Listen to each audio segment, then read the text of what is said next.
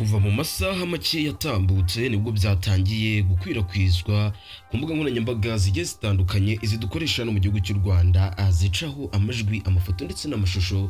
Urugero twavuga nka Instagram, YouTube dukurikiraho kano kanya, Facebook, X ndetse n'izindi zigiye zitandukanye, no ku bitangazamakuru bigiye bitandukanye by'uko uwitwa Spirie uzaba kiriho wamenyekanye nka Jihad w'abashu ndetse na Kwizera Nesta ukunda kwiyita Papi Nesta batawe muri yombi n'urwego rw'igihugu rw'ubugenzacyaha bakurikiranyweho gukwirakwiza amashusho y'uwo rizagwira Floriye, umuhanzi wamamaye nka Yampano ari gutera akabariro, bituma umubare w'abakurikiranweho ugera kuri 5.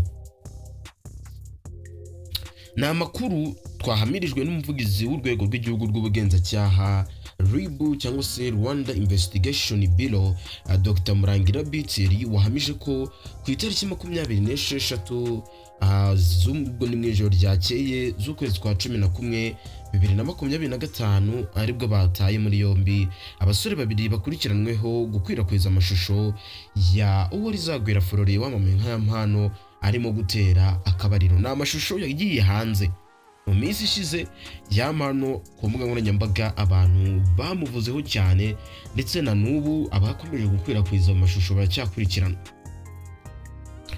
Umuvugizi w'urwego rw'igihugu rero rw'ubugenzacyaha ati nibyo bafashwe bakurikiranwe bafunze, ibi bintu bigomba gucika, tuzakomeza dukora iperereza uwo rizajya rigaragaza uruhare rwe amategeko azajya akurikizwa. Iperereza ntirizahagarara bitinde bitebuke, uwo rizagaragaza ko yakwirakwije ari amashusho y'urukozasoni azahanwa. Jihad ndetse na Papi Nesta bafungiye kuri sitasiyo ya RIB ya Kicukiro mu gihe iperereza rigikomeje ngo bakorerwe idosiye ishyikirizwa ubushinjacyaha. Urwego rw'igihugu rw'ubugenzacyaha Rwanda Investigation Bureau RIB rwatangiye iperereza kuri iki cyaha nyuma y'uko ikirego cyatanzwe na Yampano ku itariki ya 9 z'ukwezi kwa 11 muri 2025. Iperereza rikimara gukorwa ku ikubitiro hahise hatabwa muri yombi Ishimwe Patrick uzwi nka Pazoman ku tariki ya mbere ya ku itariki 11 z'uku kwezi, hakurikiraho uwitwa Kalisa John uzwi nka Kijoni watawe muri yombi ku itariki 14 z'Ugushyingo 2025. Kijoni ndetse na Pazoman bo dosiye yabo iherutse gushyikirizwa ubushinjacyaha ku itariki 17 z'uku kwezi kwa 11 muri uyu mwaka wa 2025. Ni mu gihe iperereza rigikomeje ngo uwagize uruhare mu gukwirakwiza aya mashusho abiryozwe. Ku itariki ya 18 z'Ugushyingo 2025 RIB yataye muri yombi uwitwa Ishimwe François Asaviye ukekwaho kwaka abantu amafaranga kugira ngo abasangize aya mashusho ya Yampano, wakaba bayi wa gatatu. Ibi bisobanuye ko kugeza ubu abagera kuri 5 hiyongeyemo ubwo Jihad ndetse na uriya Nesta bamaze gutabwa muri yombi muri dosiye yo gukwirakwiza amashusho y'uyu muhanzi uwo rizagwira Floriye wamamaye nka Yampano, kuko RIB gukwirakwiza amashusho y'urukozasoni nabyo biba bigize icyaha. Gusa nubwo inkuru ya Jihad yo gutabwa muri yombi yamaze gusakara, gusa hari abantu bagiye bakomeza kuyitanga ibitekerezo bigiye bitandukanye. Twifashishije nka post yakozwe n'ikinyamakuru Igihe kuri Facebook, abahise batanga ibitekerezo harimo uwitwa Biju wagize ati ngaho da Sipiriyani nawe bakaba mutayisheni nzabandora. Undi ati umva njyewe ntibimbabaje rwose, ntagende isheni zamuhindure. Undi ati ni hatari, ubuzima ni gatebe gatoki. Undi ati agiye kuzajya azibona uko abishaka. Undi ati ndumva imihanda irimo irakuburwa rwose, igiye gusa neza harabura Kasuku ndetse na Pastor Claude ubundi showbiz igacya. Undi ati ubwo habanza Sebujambo undi agakurikiraho. Abandi bati nibagere vuba nabo babatemo. Abandi bati gahunda ni isuku. Undi ati Yampano nawe bamute muri yombi kuko ari we wayafashe. Undi ati azira iki koko, Yampano niba yarigiriye mu busaswa hamwe n'umukunzi icyo nicyo yazira, none se urashaka bazabyare gute? Igikorwa Yampano yakoraga n'icy'urukundo hamwe n'uwo bakundana, nuko abamwanga bamuteze kamera kugira ngo bamusebye.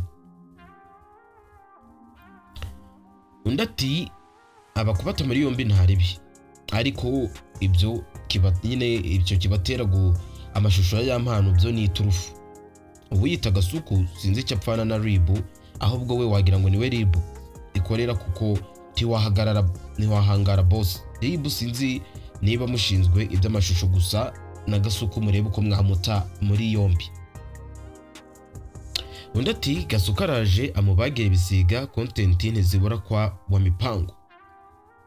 Abantu bagiye batandukanye bakomeje kugenda abatanga kuri iyi post ya jihadi yo gutabwa muri yombi n'urwego rw'igihugu rw'ubugenzacyaha Rwanda Investigation Bureau.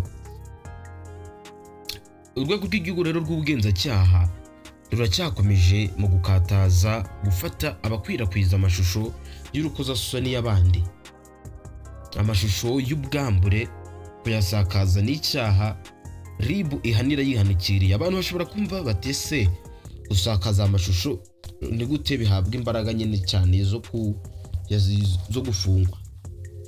Gusakaza amashusho icyambere nta burenganzira ubiherewe n'icyaha. Icya kabiri ni gukwirakwiza ibiterasoni mu bantu. Icya gatatu mwibuke ko izi mbuga zidakoreshwa n'abantu bakuru gusa, zikoreshwa ndetse n'abana bakiri mu myaka y'umunsi y'imyaka y'ubukure, nabo usanga bazikoresha. Rero iyo amashusho nk'aya bagizeho, ibyo nabyo ni ibyica ubuzima bw'aba bana, ugasanga nabyo biri mu ngingo zituma RIB ishyiramo imbaraga cyane mu guhana yihanukiriye abakomeza kugenda nyine babiba ibyo bikozasoni mu bantu. Izi ni video zishyira hanze ubuzima bw'umuntu ku giti cye, kuko nimba ya mpano yarafashe video ari kuri ya Pazo ndetse n'abandi bakaza kujya kwirakw'iza, ibyo nabyo byatumye ya mpano abantu bamubona ukundi. Abantu nyine bamubonye mu mashusho hariya yifashe, nawe nyine byamugizeho ingaruka zikomeye cyane, kuko ashobora kuba yarafashe amashusho agira ngo yatunge gusa. Ubwo rero nimba bariya baragiranye ikibazo bakaza kuyasakaza birengagije ko biriya biba bigize icyaha, amategeko atangiye kubabona. Ba content creator, abantu mu nyumva mwese ndabakebura, mujye mwirinda gusakaza buri kintu cyose mubonye, kuko RIB cyangwa se urwego rwacu rw'igihugu rw'ubugenzacyaha rwamaze gusobanukirwa iby'izi mbuga, kuko izi mbuga akenshi abantu bazikoreraho ibyaha bagira ngo ni ugutwika. Nicyo rero RIB yashyizemo imbaraga cyane. Turakomeza dukurikirane amakuru ndetse turakomeza turebe nimba mu idosiye yakomeza kugaragaramo abandi. Urwego rw'igihugu rw'ubugenzacyaha buza kubitangaza, natwe nk'itangazamakuru turaza tubibabwire. Iyi ni NB Zoom, inkuru zacu kuri kwawe. Wibuke gukanda like, subscribe, tujye tubana buri munsi. Ciao ciao, hasta la vista.